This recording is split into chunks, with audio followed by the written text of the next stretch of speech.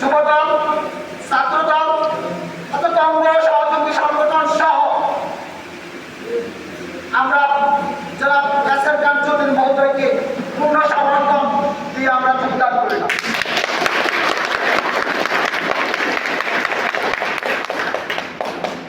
সংগ্রামী উপস্থিতি, আমি কথা বলাবো না,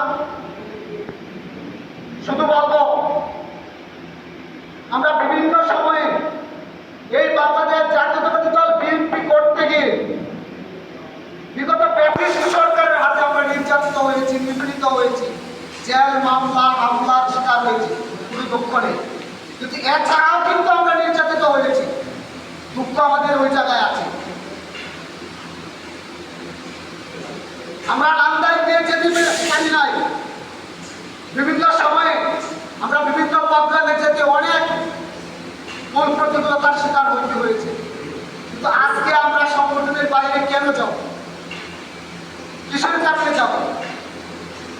যার কারণে আমার কথা দীর্ঘায়িত করবো না। আমি আজকে নান্দাইলের বাংলাদেশ জাতীয়তাবাদী দলের রাস্তার প্রতীক, বাংলাদেশ জাতীয়তাবাদী দলের ভবিষ্যৎ কাণ্ডারী জনাব এসএর খান চৌধুরী মহোদয়ের নিকট একদিন বিনীত আবেদন রেখে যে আপনি বাংলাদেশ জাতীয়তাবাদী দলের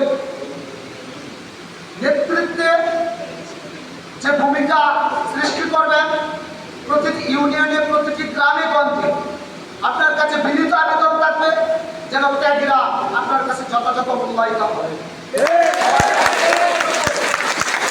আমরা যেন যেসব ত্যাগী কর্মীরা এই দুঃসময়ে আমাদের সাথে ছিল, আমরা যেন তাদেরকে মূল্যায়িত করতে পারি, সম্মানিত করতে পারি, সেই আশাবাদ ব্যক্ত করি। আপনার সুস্বাস্থ্য দীর্ঘায়ু কামনা করে আমি আমার বক্তব্য শেষ করছি। আসসালামু আলাইকুম।